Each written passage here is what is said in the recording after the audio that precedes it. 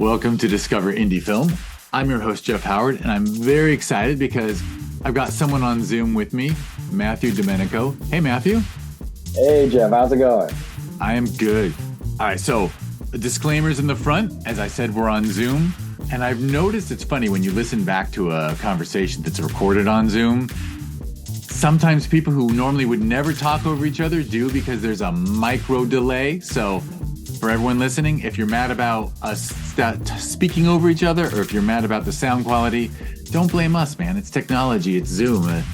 That is my technical disclaimer. Now let me just introduce Matthew. This is very fun for me because, for those who don't know, I program 2 film festivals. And I first met Matthew in June of last year, in June of 2022, at Film Invasion Los Angeles. We accept screenplays, unproduced screenplays for these festivals, and it's actually highly competitive. I don't think a lot of people know this, but we get more scripts per official selection than we do films per official selection. So, like, being an official selection screenplay, like, that means the people who read the scripts, because I don't read the scripts. I have like 700-800 films to watch, so clearly I'm not going to have the time to read them. But anyway, so your pilot, Nut to Butt, that you and Catherine Connor Duff co-wrote. But anyway, so Nut to Butt, which is a rad title, but for those who don't know, it's a military reference. That was an official selection for a pilot screenplay. And then half a year later, we have Film Invasion every June, and we have the Sherman Oaks Film Festival every November. And you showed up again. I saw you in person at a mixer, and you were there with another screenplay, Contact 360, which was an official selection for screenplay short film. And that one, I believe you wrote by yourself. Yes. And then of all the cool things, I've started a fun thing called TVHi. It's a smart TV app and or streaming service, whatever you want to call it. It can be on your smart TV right next to the Netflix app. And TVHi, TVHi, is something I've been sending emails out to official selection people like Matthew saying, hey, if you got anything that might be good to watch Stone, just feel free to send it in. Because TVHi, the website is Watch TVHi, and it's sort of just a fun... I watch so many films for the festivals that occurred to me that, we really need a streaming service that caters to the person who can responsibly enjoy drugs. Lord knows, I have friends in recovery. I hope everyone takes it seriously that you have to watch out for your health. But if you can, in a healthy way, incorporate legalized pot or whatever you can do that doesn't harm your life, the smart TV app, TVHi, is for you. But anyway, Matthew sent over a couple films, and one of the films was If I Were to Speak of War, and I watched it and I'm like, this is just an excellent, wonderfully written, wonderfully acted, wonderfully directed short film that I think we both would agree is not great for the intended TVHi audience. So I threw you an email and I'm like, how about we add it to the Discover Indie Film TV series that goes up on Prime? And now I've done, I think, enough introduction for Matthew Domenico. So happy to have If I Were to Speak of War join the Discover Indie Film family. And hey, you count anyway, because like normally a film has to come through Film Invasion in Los Angeles or Sherman Oaks Film Festival to end up in the series. But hey, you were in both festivals with scripts. So as far as I'm concerned, you're one of my guys. You're one of my people. So, yeah, and thank you so much for that opportunity. I mean, it is so incredible. I don't know how many times I've been told, shorts never go anywhere, or if anything, it'll be a calling card for you. But like you said, people do put a lot of time. They put a lot of art, a lot of emphasis into it. And sometimes, I've heard so many great storytellers and writers and just makers of the industry say, what is the best way to tell this story? And when it comes to short films, where do they go afterwards? So getting this opportunity, when I reached out to the cast and crew, they were completely mind blown. They were just like, what? Oh my God, that's amazing. So yes, so definitely thank you for taking us in. That really means a lot. Thank you. Hey, thank you for sharing a great film with me. I appreciate every filmmaker who is grateful to be in the series. I appreciate the gratefulness, but I am equally grateful to see this stuff. And honestly, it's if I obviously I started the TV series on Prime because I learned about it and I was like, it's a crime because a lot of the times I like the shorts better than like it's there's just so many wonderful shorts and people don't see them and once we went on Prime Video like we climbed up to like 10,000 viewers per week like unique viewers and then Amazon noticed us and said, "Oh, we don't like cutting you a check." So yes, the TV series costs 99 cents an episode or 7.99 a season, but all I can say is you're spending $8 for 10 episodes. That's like 20, 25 plus indie short films. I mean, you're spending $8 to support like 25 people whose art is their passion. So Exactly. it's $8 well spent. I mean, as people often tell me, that's half a movie ticket on like bargain night. Yeah. Not only that too, like the short film market is surprisingly like making like I don't think it's ever been this popular. Like I don't even want to call it a comeback. Like it's like you're starting to get a lot of short films to the point where, on Netflix they have, their two series, Love, Death, and Robots, and I think it's 2 minute horror stories, but you're also getting short stories on airplane airlines now. Like, yeah, it's becoming like a thing. It is, and it's funny, yeah, because Netflix does it the smart way, where you like focus on a genre, whether it's sci-fi or horror. It's funny because when we got booted off of, not that this, we should talk about your film, but as long as we're talking about the series, like Yeah. when Amazon moved us from included with Prime to having to charge, I approached the streaming networks, the streaming services that have advertising in them, so it could be free still. Like I guess I shouldn't name them. There's many, and people know who they are. And everyone there, their first response was, "Oh, an anthology of shorts. What's the percentage that's horror?" And I was Yeah. like, "Well, it just so happens that we've got out of 150 films in the first 6 seasons, we've got 4 horror films, and then a whole bunch of art house and drama and comedy. Because I just love the variety. Mhm. Exactly. Yeah, I mean, I that's the whole point of a good festival, in my opinion. I mean, even then, if you're going to like a sci-fi specific short film festival, even a horror short film festival, there's going to be a variety to it. I don't want to sit there and just binge the same thing over and over again. I want a plethora of storylines, a plethora of ways to tell different ways of the genre, not just one specific style. So yeah, there's a let's be honest, there's a lot of marketing things happening lately that is just mind-boggling. Deadline is literally like I don't even need drama in my life anymore. I just go to Deadline. I'm like, what happened now? It is yeah, and you're totally right. But then again, what you said about horror totally makes sense because you're creative, so you're looking for creativity.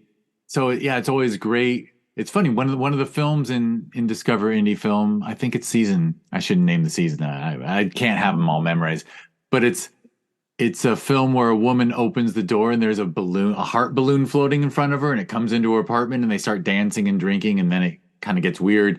And horror festivals embraced it because it was a nice of breath. It's not a series of jump scares. It actually is like creative and original with horror. And you know, it is a funny world we live in where obviously everyone is chasing the next must watch, must binge series, Mhm. and they're leaning on true crime and this and that just to lure us in. But in the end, I think the majority of people want to see something original.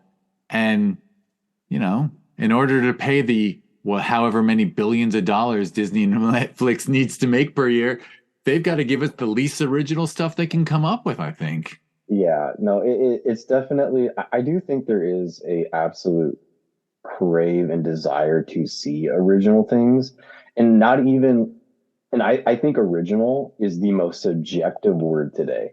Like, what does original mean now? Because you can literally just sit there and be like, this is sequence writing. I know exactly what movie this is that I'm watching right now. And it's something from the 1980s or the 1940s being repackaged and resurfaced for today. And then, oh, well, that's original because we did this and did that. And it's like, well, I don't know if I would call that original, but it's all about audience viewership, like you were saying. It's all about those binge numbers right now, to which I don't necessarily, yeah, I don't personally agree with that. Like, because like sometimes, like there's a number of shows getting canceled right now that off of season one, I'm so surprised. Just like they either do have good numbers or they're critically acclaimed, but they're getting knocked off season one. And I can just off the top of my head, I remember The Office, the American version, season one had horrible numbers and it didn't make an actual impact till season two. And then season three, it became this like national, international phenomena. So I don't exactly understand. I don't think anybody understands really what's going on right now. But that's the whole world, like the vibe with 2023. Like, yeah, we're just gonna keep on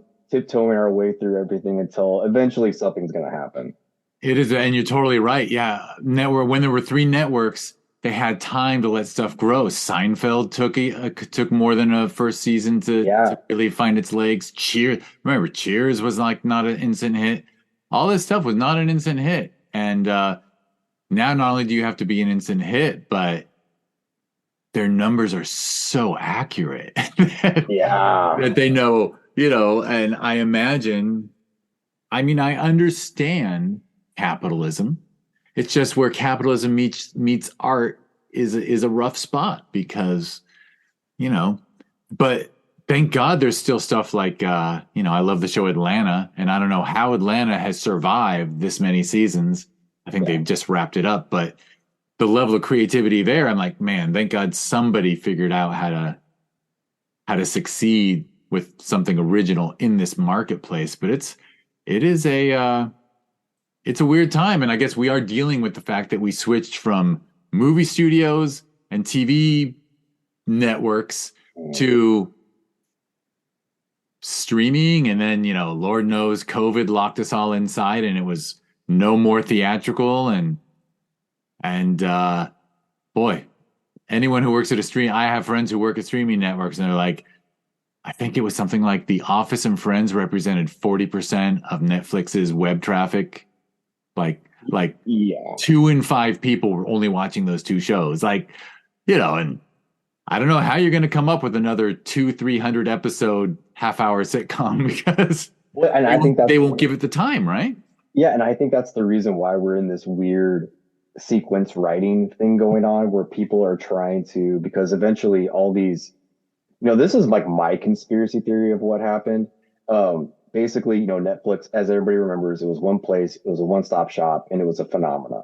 And then it was a public stock, and then people just saw it go through the freaking roof. So you had FANG, Facebook, Apple, Netflix, Google, and now these other companies wanting to boost their stocks. Oh, well, we're going to take our own content, and you started getting these platforms.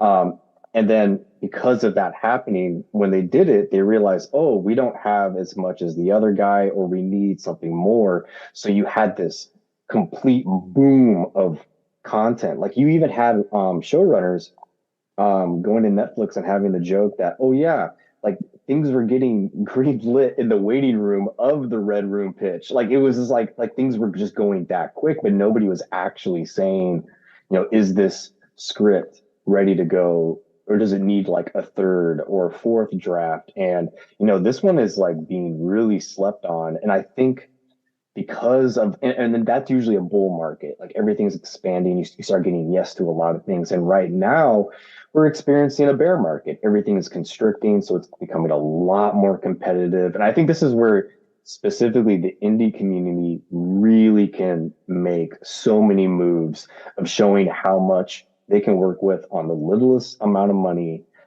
actually, good producers finding those diamonds that have not been discovered for whatever reasons in screenwriting, directing, cinematography, and just using everything they can within their means. And then boom, it completely like surprises people. Like I don't know how many times I've been to a festival where I'm going up against people with like $50,000 budgets and I had 5,000. And I feel like I'm going up against the Netflix and Amazon of that festival. It's like, oh my God, they had how much for production and then they had this much for marketing. But even then, we would walk away. you know, with the same amount of awards in a different category with that big budget. And that's why I've always been a champion of it starts with a script, make sure the script is awesome to begin with. And, it's really, you picked it apart and you really spent time with it, finding those actors and really creating that ensemble team that I think the industry hasn't really figured that out yet since coming out of COVID. It's still trying to figure out the legs of trying to figure out that symbiotic nature that you really a production set all needs to have. You can't, I mean, it goes to the saying, the weakest link in the chain will always be its downfall. Always. All right. So you mentioned writing. I guess we should jump into your history. Yeah. How did you get involved in the creative arts? Because I mean, here you are. The cool thing is, I know your email signature says actor, writer, producer, and now I've gotten to see you in all three roles. Yeah. with If I were to speak of more, because by the way, I mean, your cameo in it really stands out to me as good acting. Thank you. So golf clap on that one, because and I believe your co-writer appears, but not even her face, right? Yeah, which it's very really great directing there, but Mhm. I really appreciate the lack of ego, in a way of not playing the lead roles and not making it about you two. So anyhow, so what got you launched into, were you always a creative kid? All right, so this is like going to be like the longest story ever, but this is how it basically started with me. I always wanted to be an artist, but I had massive confidence issues growing up. Like I was that kid growing up where I want, like I would be on the football team, but I wasn't a part of the football team or the track team. I was always like that weird outlier, and and I and I just I couldn't talk to people. Like I remember even like at the high school like auditions, I would be in the back like trying to get the courage to go put my name down the list and go and perform a monologue or whatever it may be, but I couldn't do it. And then it's a family tradition in my family to join the military, and that's a really long story, but like that's how I got into the Marines after high school. And I was a second battalion, third Marines, Fox Company, and I was a grunt, 0311 infantry. And if nobody and if you're listening to this and you're still questioning what is infantry, pew pew pew pew pew. That's me. That's what I did. And then I went on two deployments. I was in the Surge of '09. I got sent to the Gulistan Mountains where I patrolled the Bougie Boss and Black Pass, and then I was combat replaced to Bakwa, where I patrolled the 515, dubbed by CNN in 2009 as the world's most dangerous road.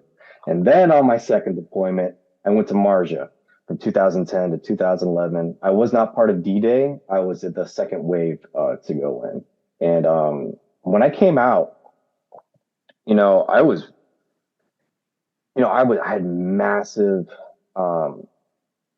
addiction problems with alcohol. I was just all over the place as a person, but I wasn't like wild, like committing crimes or anything. I was just really lost as a person. And it sounds like you were self-medicating. Oh yeah, absolutely. Just like it's like become a thing in the military that like you have it's like a rite of passage. You have to go through your alcoholic suicidal phase. Like it's just like something that you have to go through when you first get out, which is I know it's insane to think about, but or even laugh about. But then again, too, hey, come join the veterans. You'll understand. I mean, sometimes things are so grim and wrong that you have to laugh about it, right? Like exactly. I mean, there's the famous World War II saying, if you can't cry about it anymore, you might as well just laugh at it. So like that is really like a the ethos of veterans right there. But yeah, I was sitting in the Veterans Resource Center at my community college, and I was a cop for 3 months when I was in the military because I had 6 months left of my contract, and that was like bare minimum training to go to Afghanistan. So what are they going to do? Train me for 6 months and then cut me loose? Like, no. So they said, hey, like, what do you want to do when you get out? And I was like, well, I want to be a cop, just like every other fucking idiot. And then they're like, okay, great. So you're going to go be a FAP-MP, Fleet Assistance Program, military police. So long story short, I literally got 2 to 3 weeks of like how to be a cop. That was my academy. Like, here's a book and how you fill it out. Here's your gun. We're gonna mace you real quick. Then here are the keys to your cop car. Go patrol the base. And I learned in that 3 months how much I did not want to be a cop and how different it was from being a grunt. It was I used to call myself a counselor on patrol. It was very like I don't understand how guys get out and they become cops because it is such a completely different world from the two. And so when I left, I was kind of like in that weird place. Like, you know, I had this plan of being a cop. I got to experience it, really didn't like it. So what do I do? And then somebody walked into the Veterans Resource Center at my college and was like, hey, anybody want to audition for 12 Angry Men? And I was just sitting there like, what's that? And they're like, oh, it's a play. And I was like, a play, huh? Okay. Well, fuck it. So I went and auditioned, and for whatever reason, Marty Ram, who was the department chair at my community college, she fell in love with me, and she came out of that. I forget the famous theater composer's name and the writer, but she came out of that chorus line, Dreamgirls, the guy who created those productions. She came out of that group, and so she was very, very knowledgeable to acting, to directing, to writing, everything. She kind of just like poured a lot into me. And then from there, I went and got my degree in New York City at Marymount Manhattan College. I got my BA in theater performance. I graduated. I did off Broadway, regional theater. I did some Shakespeare in Europe, landed in Los Angeles. And in Los Angeles, you know, how do I, you know, Los Angeles, I'll put it like this. I was telling this part of the story to one of my mentors, and he's like, you basically had a Taylor Sheridan moment. And I was like, well, like, what does that mean? Like, you hit your breaking point, and you just couldn't do it anymore. And, I kept on getting military roles. Like, I could do in my acting, at least back then, like A to M. Like, that was like my toolbox. And for some reason, my auditions, it was only A to B. I was only getting military auditions. And, um,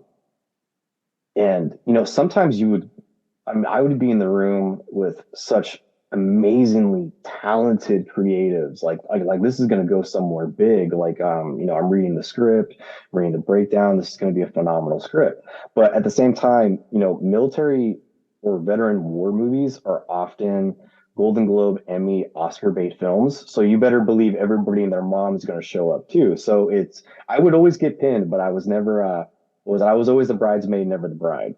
And especially when you're going up against actors from CAA, WME, like it get definitely challenging when you come from a very small agency. And so for every one good audition you got, you had like 50 lined up right behind it that were just awful, and I hated it. And I'll never forget the audition that broke me was I went in for a commercial. Not gonna say the company's name, but I went in for this commercial, and reading the breakdown. I'm supposed to be on patrol in the Middle East. I got it, and the casting director was like, we want you for the audition to look in the camera and say "oorah," and I was like, why? Yeah, I remember just being like, why? I'm on patrol in the Middle East. Like, why? And she was like, well, isn't that you say right before a battle goes off? You say "oorah," and I just feel like I had like a total Joaquin Phoenix walking the line moment where like I saw like my life flash before my eyes. And I was like, oh yeah, right before a battle, I'm not gonna, take my death letters, put them underneath my pillow. I'm not going to have a private conversation with my friend or even desperately try to find a satellite phone and call my parents one last time. No, I'm gonna look off into the sunset and say fucking "oorah." And I remember so walking the line ended for me, and I looked in the camera, I said "oorah," And then I went outside and I called my agent, my manager, called everybody on my team. And I said, I kept on telling you, I don't want to do these auditions anymore because they put me in a bad place, but you keep sending me out for them. So you're fired. Fired all of them in one fell swoop.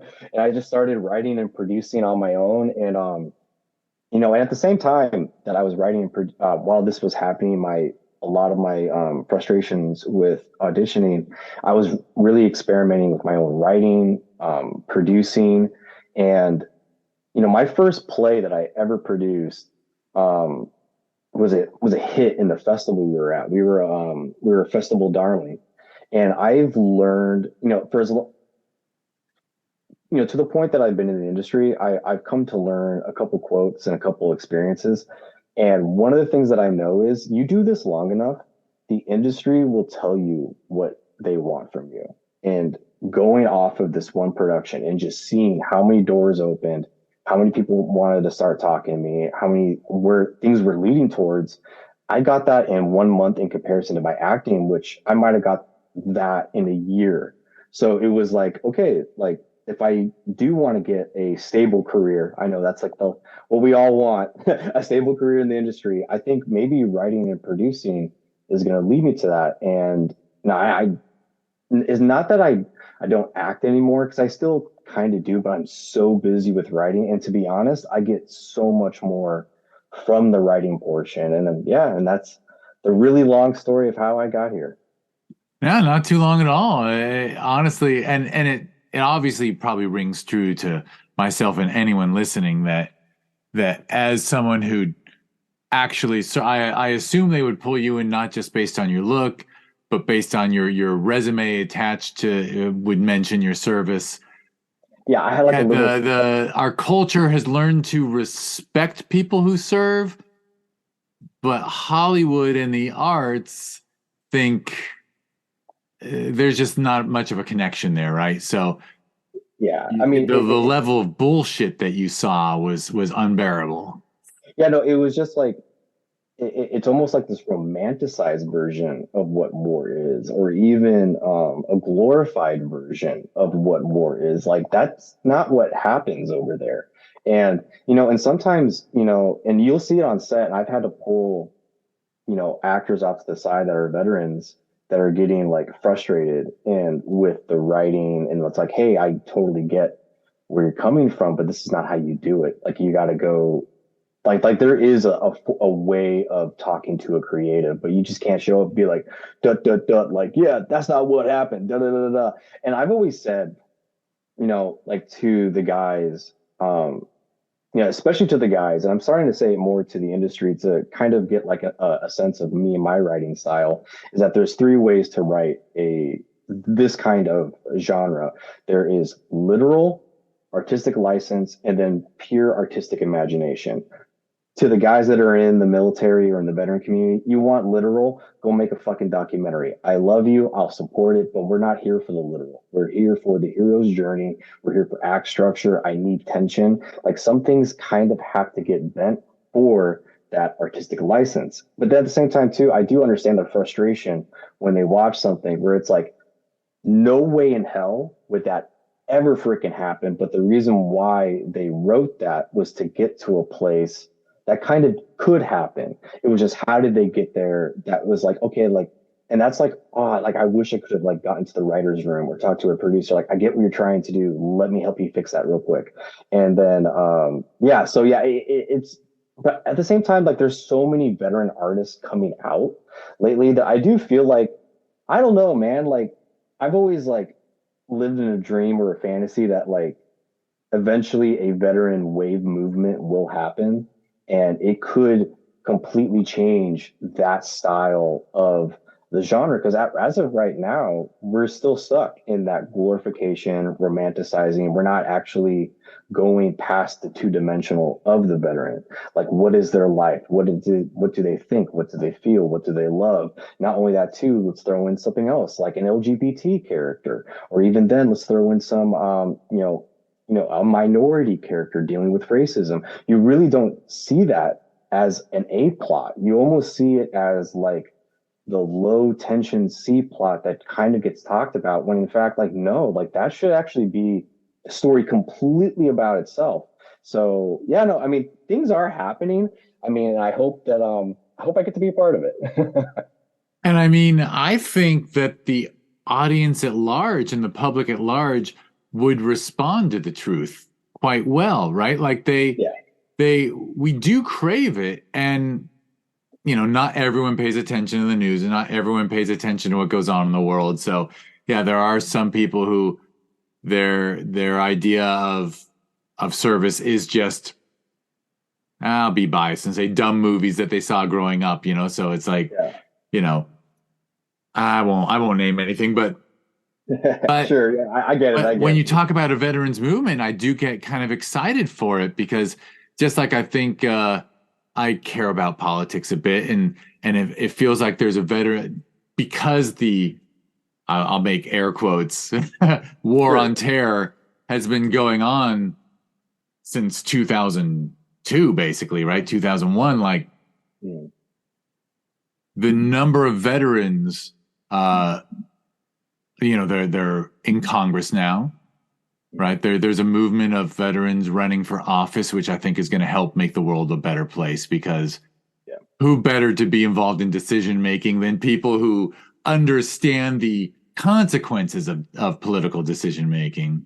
Sure. Yeah. And especially like, some of those veterans, I love them, my political veterans, but even then we'll even have discussions about some political veterans about how like, they're leaning so far to a side that they're almost forgetting the community and also like the things that we fought for. Like, like I say it all the time. I fought for free speech, not your speech. Like that's how this works. Like, yeah, I mean, that could be a whole separate podcast in itself.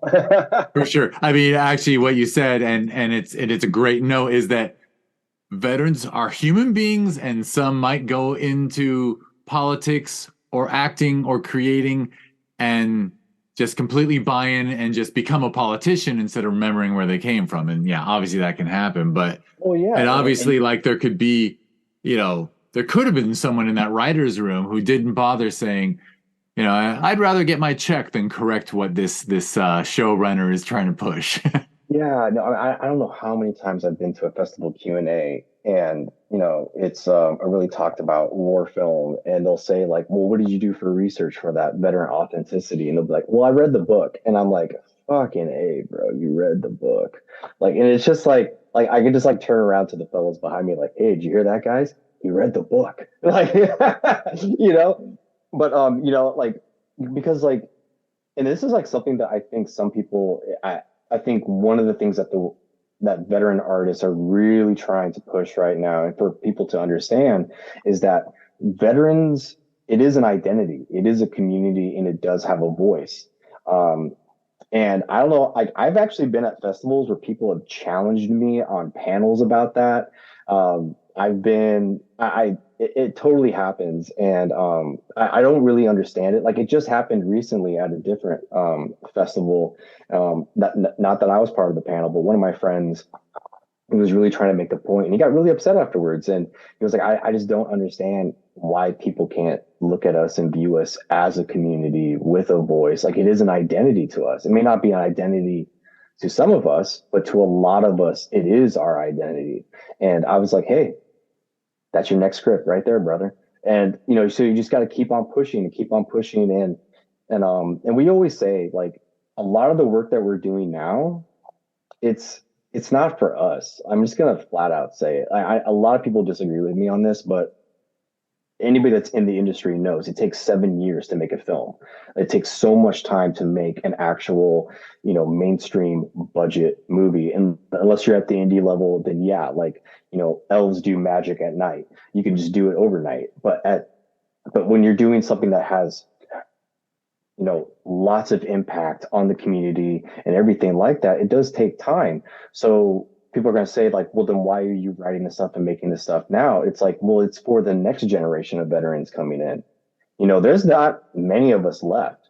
22 a day has been a thing for a very long time. And, I was talking to somebody else about this. Well, Joe Biden just had a speech and the number's down to 17.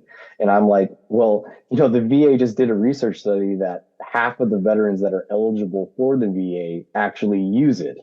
They're very distrustful of the government. So that 17 is only representing half of the entire veteran community that is even eligible for the VA. And you're not taking into account your veterans that got kicked out. Literally, one of my friends, 3 days because he got caught smoking spice. Not even marijuana. He got caught smoking spice and he was dishonorably discharged, which is insanity to me because he was in one of the most, horrible eras of the war. Like my unit alone, we have naval unit citation, a meritorious unit citation. We got a presidential unit citation from Obama. And in our country, you have people literally using medicinal marijuana to help them with their post-traumatic stress disorders. One of my friends, he didn't even know it then, but he does know it now. Like, yeah, that's what I was basically doing. And within those 3 days, he gets completely cut off. No mental health services, no types of help from the government. Oh yeah, no, like it's like, so you're talking about also those people that are not allowed into the VA system. Yeah, no, I mean, like there are so many things that you could write and talk about, and yeah, that was one of my rants right there. And it's a great rant. I mean, it's the word rant is should be a compliment, right? Because Yeah, you're saying it because it's a value, and it is such a challenging situation that I and of course, God, we know what happens with massive bureaucracies, and yeah. if someone gets mistreated 3 days away from being having at least some basic services for life. I mean, Lord knows it's not the solution, but Yeah, well, it also goes down into the veteran, I mean, the military community itself. Like every now and then you do get a leader that wants to make an example to like set the tone for the base. And it was just so happened my buddy he got screwed over like that. I mean, we all wrote pages and like because you can write little things to send to command to take into consideration. And I was a corporal at the time, so a non-commissioned officer.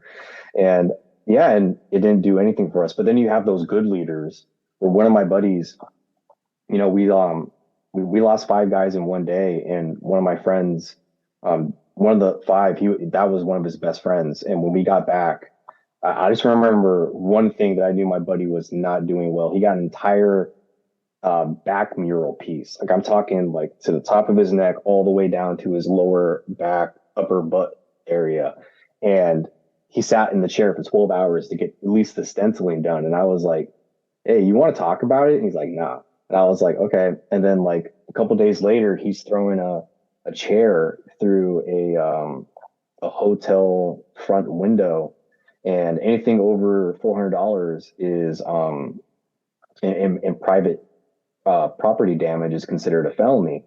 Luckily, my buddy had two things going for him. One, the hotel, they knew exactly what our unit just went through. So they were in complete consideration. And hey, nobody got hurt. We're not going to press charges. So, like, if anything, take care of the guy. And then my officer, he stepped in and said, hey, I'm not going to give you anything but a page 11, which is basically a slap in the hand, but you're going to go see the base therapist and you're going to talk about it. And that to me is a good leader, hands down. Not making him an example. Like he literally went through some really traumatic stuff. Don't take away things from him just because he's literally being a human being. I mean, think about it at your own work work office place. If somebody gets in trouble for addiction or for violence, they send them to like 5 different rehabs before they freaking fire the guy, right? And then in the military, they'll just straight up just like cut you right there and then and off, and you're like, oh my God, I literally just sat in a chair and just had violent images flash in front of my eyes, like I'm in a Clockwork Orange, and I'm not going to get any type of validation or even help when I get out. Like, yeah, no, it's a completely messed up, broken process that veteran artists today are really. That's like one of the focuses of the plethora of things that we're trying to write about. yeah, I mean, it must be really hard when you sit down to create to not deal with these subjects because, like you said, it's an identity. I mean, when you say it's an identity, I mean, I just want to point out that, like, in the general world, people develop a fucking identity because they go to a school for 2 to 4 years. and they like identify with that school for the next 50 years. And that ain't that intense.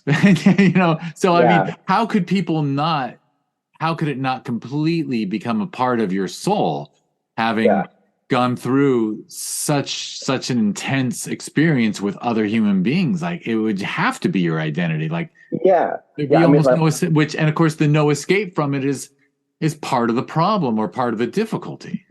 yeah, I think it really comes down to some people seeing it as they were part of the government. Now they're writing work. Is this are we getting into the realm of propaganda piece? Are we gonna? And I understand that. I completely understand that. But at the same time, too, when you come in and you see one of our pieces, just come in with an open mind at first. Just come at it with an open mind. Obviously, if it is a propaganda piece, man, hit me up and let me talk to that guy. I'll yell at him myself. Like, why are you doing this? You're gonna be giving all of us a bad name right now. And then when if you do come in with an open mind and you see just that experience of what all of these men, women, people are just going through, I mean, it could actually change a lot of things. Like veterans have been part of the world and their community. Well, the community has been part of society, and we have influenced it on so many different realms.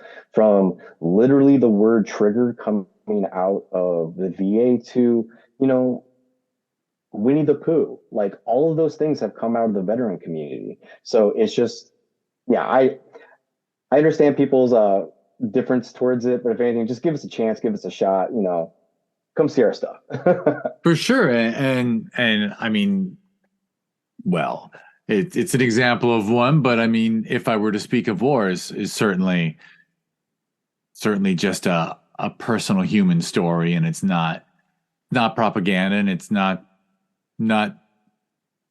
I guess it might be persuasive, but really what it is it's just an emotional human story. Yeah, And people will get from it what they will, but at least what they're also getting is some truth. yeah. Thank you for saying that. Yeah, no, what is it? When I was writing that, I really wanted to think about, why does someone like Hemingway come back and write? Why does the five directors of World War II come back and go into film? Why did they do things like that? Like, what inspires them? Like Tim O'Brien.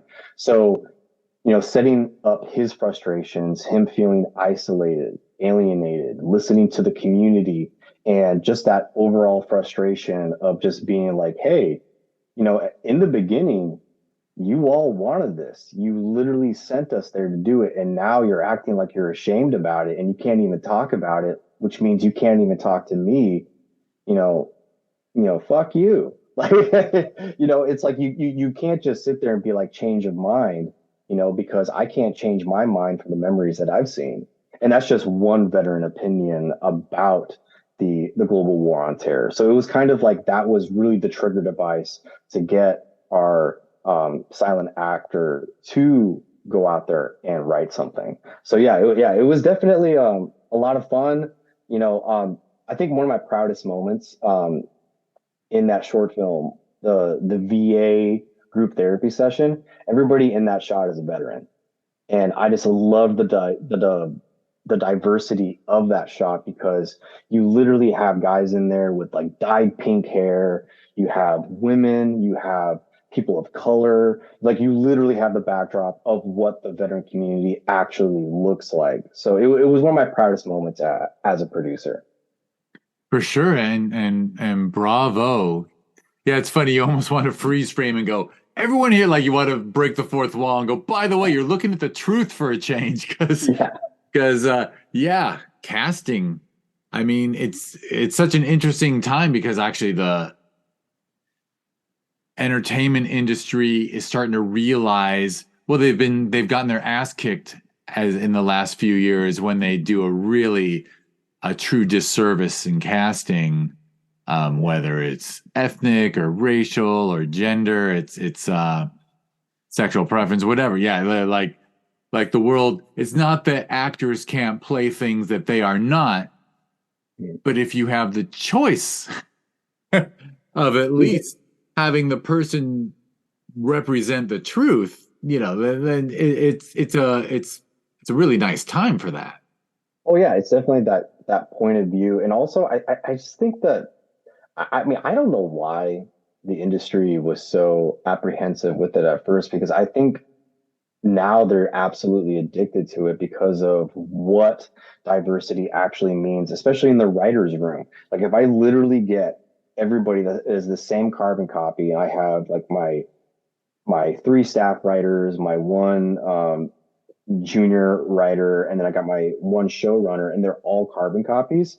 You're literally going to get the same script, the same writing, the same point of view every single time, and that is not going to be a good show just because of that fact. So like when you do diversity in the writers room and you start getting those different points of views, like yeah, this guy is our punch up line guy, and then that girl over there, she will give you 100 ideas. She will just throw things at the wall, and then you got the one person literally sitting in the corner.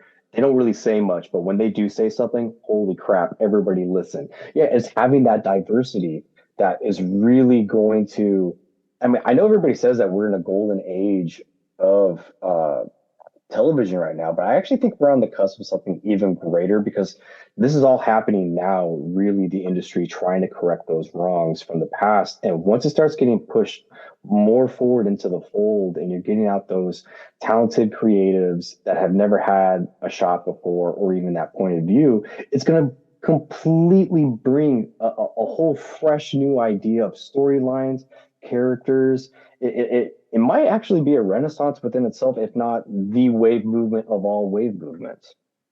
It could be amazing, and it could hopefully it would at a certain level. I guess this is hyperbole, but it could rescue the industry. It could rescue the arts because Yeah. the arts are in a always, particularly in this country, the arts are underserved and underrespected because it's, if I hear all the time from filmmakers overseas how there is public support and there is, I mean, it's not always the best rising to the top, but there's people who write a great script and submit it to the film commission, and they just get the money it takes to make that film instead of, here it's old and trite, but it's true that, if someone's going to give you money for a film, they're going to give you an opinion and they're going to tell you who to cast and they're going to, you know, dollars come strings. Yeah, I mean, there has to be some give and take. Like I've definitely been moving up since we first met, and I'm now like crazy. I have my own people that I'm mentoring now, which is so insane to me because I've had so many mentors my whole life. Now I have people me asking questions, um, and you know, I always tell them, if you don't like what you don't have to say yes to everything. You really don't. But at the same time, too, if you really don't like everything, great, go get your own 50 million. That is literally how you do it. You have to play ball. Like the era of the auteur is kind of dying right now. Like you have so many people coming in, they're extremely talented. Like they did not want to become the writer director. They wanted to literally become the greatest cinematographer of all time. Like that was their go-to point. And you have everybody like that in their own little categories. So it's kind of like you do have to play a little bit with that. And I know writers, they can sometimes, push back and forth with it and feel like, I don't know if I want to necessarily say yes to this. Okay, great. Like always say to yourself, the thing that I'm saying no, I'm saying yes to, is it going to hurt the overall project? Is it in some way going to lessen it? If it's just going to change it into a little bit of a different direction, but it's still at that threshold, then of course, like just go with it. Like that's what happens. But at the same time, you get to that no part, like, yeah, this is going to hurt it, then that is the no, that the hill that you're going to die on. Because once you do say no, it's going to go to the top. And then like bigger, way bigger people, definitely the gatekeeper's gatekeeper is going to get involved. And then they're going to look at it and they're going to be like, who the hell made this suggestion? And then you will be known for saying the right no. It's not saying no to everything. You got to know when to say the right yes and right no's. And that comes up a lot with experience. So, And that's what I would say to a young an artist trying to go and be successful at this and try to find some type of stable work, that you have to learn to give and take. You just have to. Um, yeah, that auteur era is kind of over. I mean, we do have some with, Jordan Peele and Darren Aronofsky, but at the same time, it's kind of like, I don't know. I mean, I think it might be done and over unless somebody comes out of nowhere that just completely changes things. I mean, there's always exceptions, but it's always based upon like a breakout, unexpected hit or something. But yeah, Yeah, but for every, yeah, I remember I was a huge fan of John Sayles way back yeah, in the 80s, the smartest thing I've ever heard a director say was an interviewer said to him, I don't remember if it's a Q and A or what, might have just been in a newspaper article. They said, you inspire a lot of the young people, this and that. And he said, I don't think they want to write like me. I don't even know if they want to make films like me. They just want the freedom I have.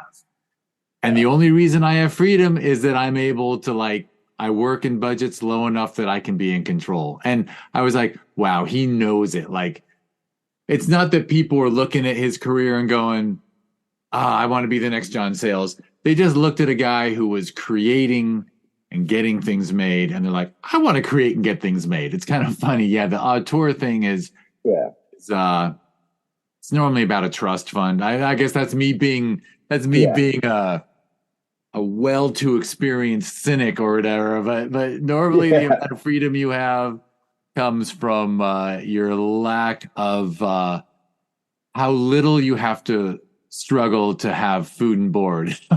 oh yeah, and when I first started out in the indie phase, like literally, like what is it? Like this film, If I Were Speaker of War, that was $500. That's how much I spent on that thing, and I was literally wearing not several, but seven hats on that. And then when I started climbing and climbing and climbing, more hats came off and more hats are coming off, and now I'm really just writer producer, and I feel like it's almost like that control can sometimes be like a make or break for you, where it's like, yeah, I have it now and I don't want to give that up. Like, I love being able to manipulate this and manipulate that. And if that's the case, that, if you're listening to this and you're all about that, then you need to find the right people that know how to speak your language, because not everybody's going to roll with that. And that's totally fine too. Like, I don't know why some artists are like, oh yeah, I'll never work with that person because they do this, and this. And it's like, kidding me? I would totally work with that person once to get the experience of what it's like to see what they do, their point of view. But then again, too, like, it's just not my style, but it was really interesting how they went about this process, how they did it.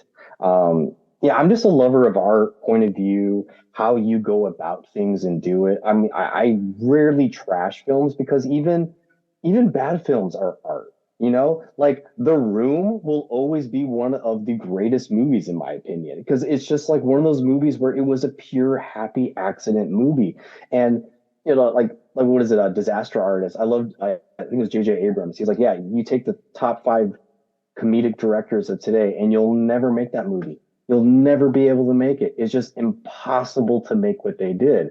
And who's to say that movie is trash when, oh, you were a numbers guy? You better believe it is making a lots of money. Artistically, yeah, it is definitely inspired a lot of movies since. So like, I'm not going to say it's trash. I'm actually going to say it did what it wanted to do. It had legs and it moved.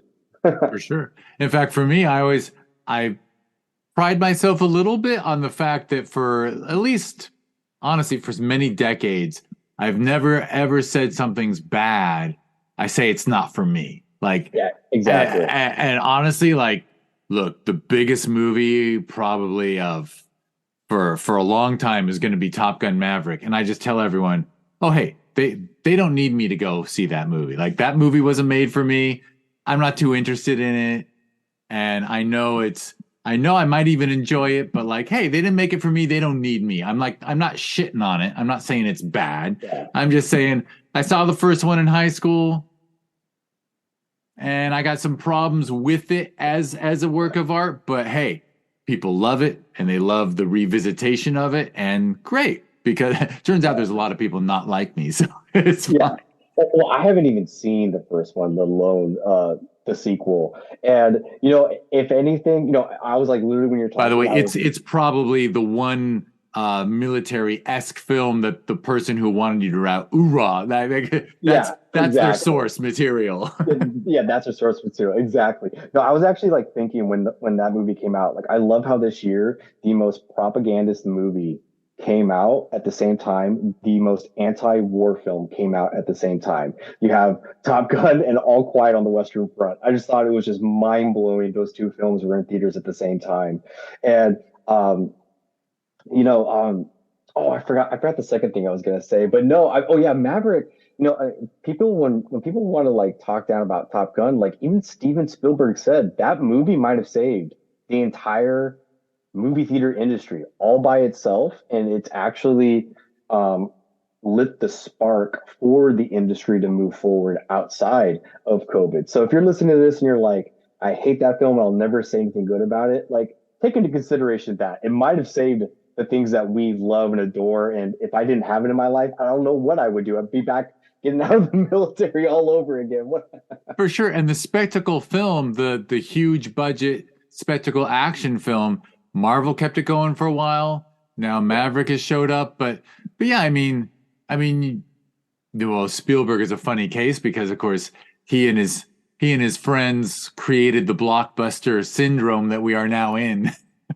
Yeah. And No. Lord knows. But I actually want to focus back on you because you talked Yeah. about taking off the hats and stuff. Mhm. Like, are you what's your focus now? Like are you, because you mentioned writers' rooms and things, like are you finding the door opened a bit for you? And Yeah. No. What is it? Yeah. So right now I'm doing a lot of writing. I haven't got myself into a room just yet, but I'm definitely have made a lot of connections. I'm doing really well in festivals right now, coming from those opening of the doors. Yeah, so if this comes out in September, I think I could talk about it. What is it? Rain Dance. I submitted a pilot. I got a 9.6 out of a 10 for my judges' scores on that. So I have a feeling that's going to do really well this year, even though the year just started. So yeah, no, like doors are opening. I'm meeting showrunners myself and just building that connections, picking their brain, and really learning that one of my favorite things coming out of, you know, the low indie side where I was doing everything. I call it the junior phase, where it's just like you were that young producer, that young entrepreneur, really putting everything together.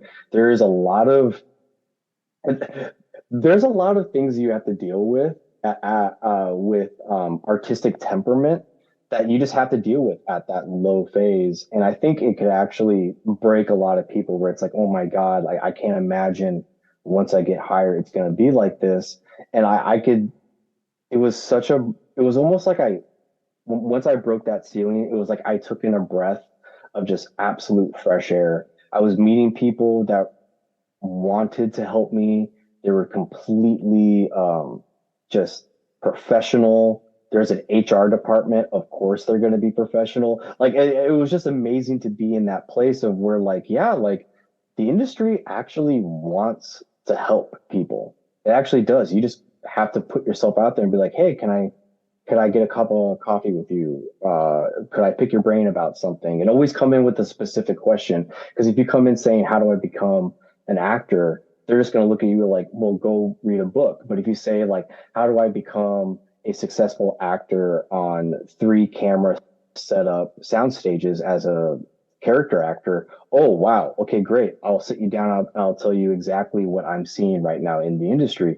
So having those specific questions coming from that experience of being at the indie level and just having that air of professionalism around you, it's been an amazing feeling finally getting to the place where I'm at right now. Yeah. that's excellent. That's excellent. And it I think it says a lot about your focus too and your dedication.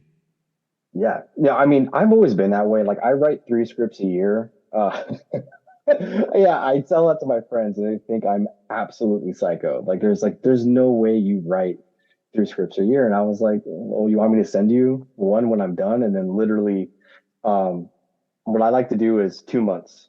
I give myself 2 months to write something. And then I take a month off, 2 months, month off, and I just keep on that writing. And I kind of came up with this technique just because OWAs, open writing assignments, they only give you 8 to 10 weeks to write those things. And then there's like this, and then there's a, for people that don't know, there's like a little check things that you have to go to, like so that they give you $40,000 to write this feature film.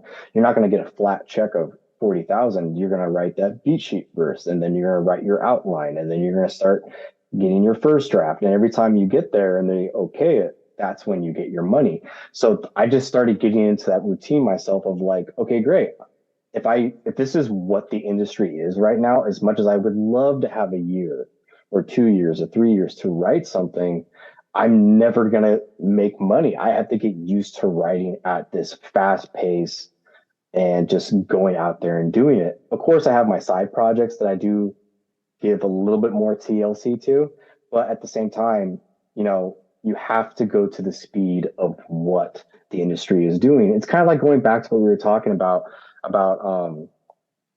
taking away those hats and being able to say yes to things just because of the fact that, yeah, like I can't say no to everything because eventually at some point someone's going to tell me, get your own 50 million, you can go make it. So you have to get to that place of where the industry is going and keep speaking their language, being at that speed, which, it can be incredibly hard. I mean, I had to force myself to literally sit down sometimes and be like 250 words a day. That's what we're going to do. Even if it's just gibberish, I will use it for something. I swear to God. Well, and what you're saying is so important for a creative, which is you can't be precious about it because you're not going to sit down and write a perfect 250. You just got to get it done. Like you're Yeah, I mean, I'm a little crude, so I always saw, I'm like just shit or get off the pot. Like you just got to take that shit and then you can actually start doing something with it in rewrites or this or that. But exactly. nothing freezes a creative more than like I'm gonna write one version of this and it's gonna be perfect. I'm like that's just Yeah. it's nonsense. Like you don't even write through. You discover the material by writing it. Exactly. And not only that too, when you get to that level, you have more access. Like you're gonna have people they're like literally waiting to do coverage on your stuff. And you're gonna be having tons of people giving you notes about what you think. And I'm so glad I started out the way I did because I've been able to learn that wonderful gift of knowing the difference between this is an industry note, you can't do this, and preference. Because preference is literally like, okay, yeah, you're not my demographic. Yeah, that's okay. That's all right. I'm not going to listen to that. Whereas in the industry note, I do have to listen to that. Like that is something that is specific. I can't necessarily do that. If anything, I got to switch it and change it up and everything like that. And yeah, no, and yeah, it's definitely been a process. But at the same time, too, like I'm still, doing, indie films, talking to my indie friends that are still like, yeah, I'll never leave this. I really want to be here for the rest of my life. And, we talk about projects that we could potentially do and everything like that. And yeah, so sky's the limit. Yeah, and it's nice that you got that balance too. And Lord knows, I mean, big names have that balance too. But it's nice to hear you have that. And yeah, I mean, you might find yourself at some point going, okay, let's just do something absolutely insane that we can get done in one weekend. And you Yeah. know, No, and that for me came from a place of being an actor. I always believed that if you, it comes from Philip Seymour Hoffman, I think. I think he has this quote where he said, if you can't perform in somebody's living room in Brooklyn, you have no business performing on Broadway. I feel the same exact way. If you have not the ability within you to write a $1,000 short film, then you, in my opinion, have no business writing the big budget projects. Like you don't understand what it's like to know when your line producer is giving those notes of like, yeah, this is going way outside the budget, or at the same time too, like, hey, you're like writing pretty, boxy. Like we can do more with this if you want to like punch it up and everything like that. But at the same time too, everybody has their own preference and style of like how they want to be and everything like that. But it goes to the point of learning how to write in multiple places with multiple facets, multiple lenses. It'll only make you better, just as much as why does the photographer study ballet and why does the ballet artist study carpentry? All art speaks to one another. So you should be open to that idea and getting that kind of experience. It's a beautiful thing, and art matters. It always Art has. matters. I think it's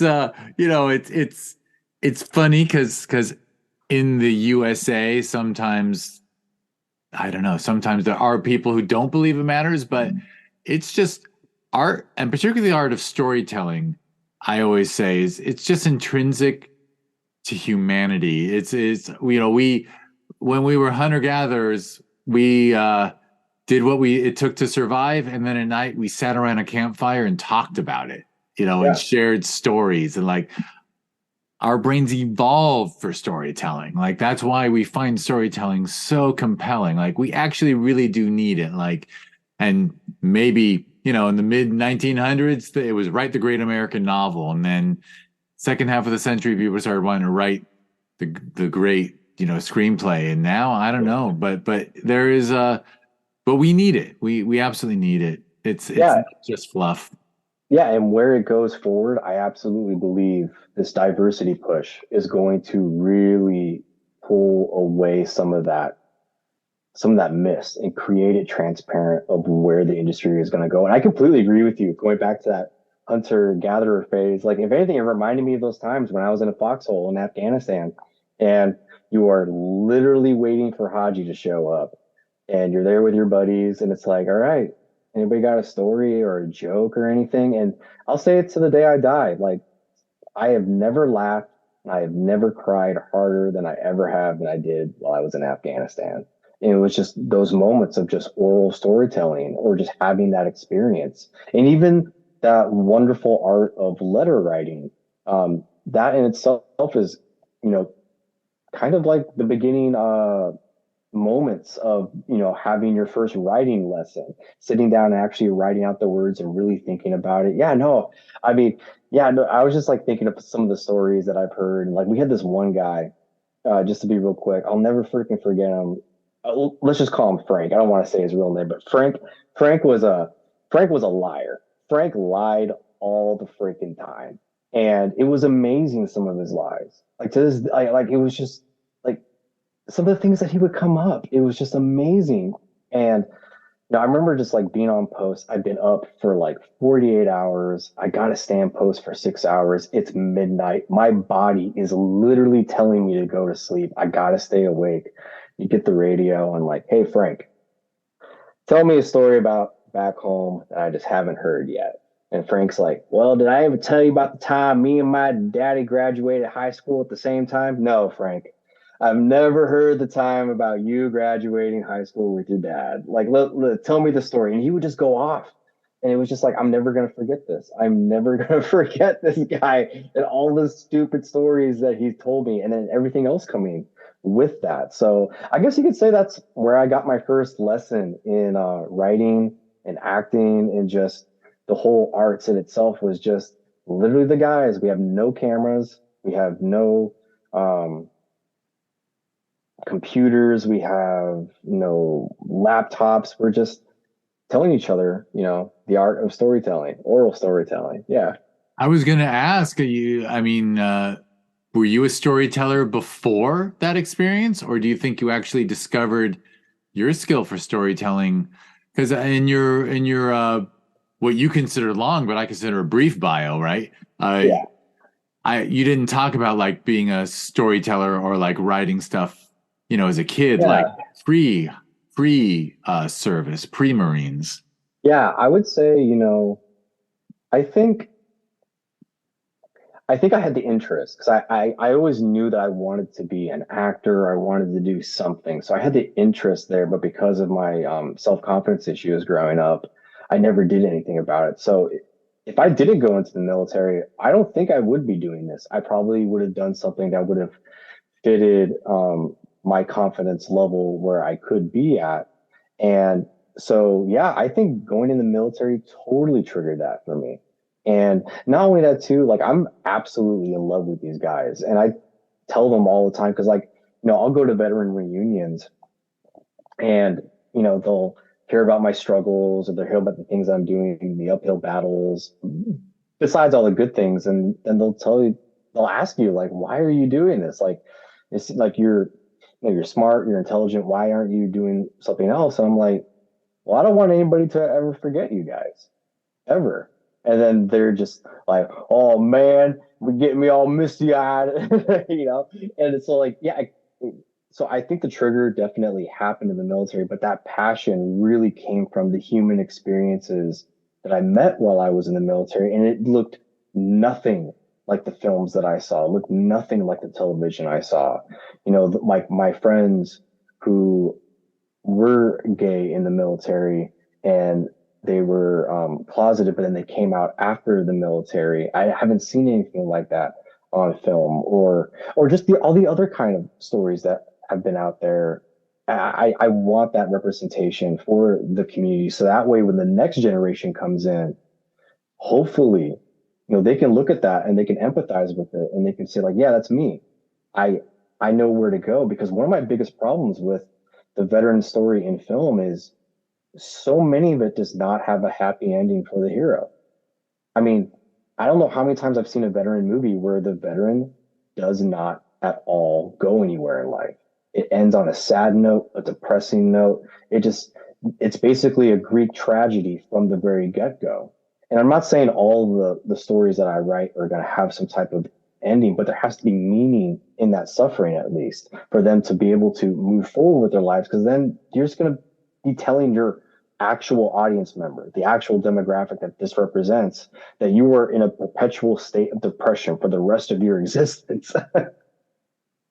You know, I mean, I wish as a powerless person sitting in a home office in Southern California, I just hope the way the universe works out is the powers that be like recognize that what you have to offer has this value and that the public at large, I think, is so ready for the truth. Like we've had the bullshit and we've had the propaganda for so long, but I think we're finally aware. Like we went through so much as a culture, right? Like Yeah. I'm a huge fan of history, so I'm well aware that the veterans of World War One and Two came back, and PTSD was just called shell shock, and the job was just to drink your pain away and never speak of it. And now your generation, and Lord knows what happens to the guys who went to Korea and Vietnam, and then your generation goes to the Middle East, and I feel like there's change afoot. Like I feel like every generation is not getting what they need, but we're getting closer. Oh yeah, definitely. Uh, Oh yeah. and yeah, Oh and yeah. there's less. I don't know what the exact word is, but there's less. I don't know. I you Well, know. there's definitely more traction, and I can tell you why is because I know you're saying the powers may be. You guys definitely are the powers may be, the indie level. Taking in veteran art, this like these rising performers, actors, writers, whatever it may be. Taking them and seeing them and say like there is something here. There is a level of truth here that I have not seen, and pushing it forward. Like I've always said, like I don't look towards the commercial side or the mainstream side of what the film world is doing. I always look at the indie level. Like what is the indie artist doing? Because they're going to set the tone of what the future will always be. And it's always been like that since the new wave movement, in my opinion, with the 1960s and 70s. So doing little things like this, thank you so much, because if anything, it's not what you know, it's who you know. And if more people are talking about it and more people are asking for the desire of it, oh yeah, that puts it out there. Excellent. Well, anything you want to add in before we jump off and then jump back on? Yeah, absolutely. If anybody has been listening to me and wants to follow me more or even hit me up and ask me questions, you can follow me on Instagram at mattydomenico.com. And I also have my website if you just want to check out some of the past stuff I've done or even the future stuff that I'm going to be going on towards. It's matthewdomenico.com. And I will for sure those will be clickable links in the show notes of the podcast. Both your Instagram and your website. I'll make sure they're both on there. And excellent. All right. Well, I'll do the aforementioned wrap up, which is thank you everyone for listening. This is the Discover Indie Film podcast that pretty much just was born out of film festivals. It's just talking to people who are on the film festival circuit. Lord knows, knock on wood, Matthew Domenico, 5 years, 10 years, I don't know what, but hopefully you'll be a household name and people will be like, people Google your name and they'll get to hear you like talking about life and career like right now when you're still an indie festival guy. So I don't know. I love that idea. Hopefully, like I said, I love it too. It'll happen. I love it too. And so please like and subscribe to the podcast. Write a review if it's a good one. Don't be a dick. And if you want to learn more about the podcast or the TV series that was born out of it, which in season 9 we're going to have If I Were to Speak of War, which is a great title, by the way. But just go to discoverindiefilm.com, and on social media, it's at DIFwins. We talked about both festivals that Matthew had scripts as official selections at. That's Film Invasion Los Angeles is every June, and it's filminvasionla.com and at Film Invasion LA on social media. Sherman Oaks Film Festival, it's Sherman Oaks. We hold that one every November, and it's ShermanOaksFF.com, and it's at ShermanOaksFF on social media. And I mentioned at the top that, heck, Matthew and I got into an email convo about If I Were to Speak of War. So thanks to TVHi, made it happen. So if you, like I said at the top, if you're a responsible drug user, don't let drugs hurt you, man. They can really hurt a person. But if you got a handle on it, and actually, if you just enjoy indie film anyway, trust me, TVHi, everything on there is great if you're not high. But if you go to watchtvhi.com, and it's at watchtvhi on all social media, it's fucking great stuff. And it's got a little something special to it that if you add a little THC or whatever your body enjoys, it's even better. And actually, we had a guy when we had a live screening last year on 4/20/2022, and a guy came and goes, "Oh no, I don't. I brought a 6-pack of beer because that's how I want to enjoy this." And he enjoyed the films as much as all the stoners. So what can I say? I guess I'm still trapped in that mode of most of my life, drugs were like demonized, and everything was criminalized in this country. And now we're finally, I don't realize how normal it is for the generations below me, because I'm middle-aged. I don't realize that everyone's like, you don't have to make apologies for the weed channel. So anyway, I guess I've said what I need to say. Matthew, thank you so much. Thank you. And for everyone listening, thank you for listening to this podcast. The next podcast after this one, that'll come out a few days after, will be Matthew answering the 4 questions, so we get to know his opinions on films. It'll be all about his favorite films and maybe some that aren't favorites, but we'll see. All right. Thanks again, and thank you everyone for listening.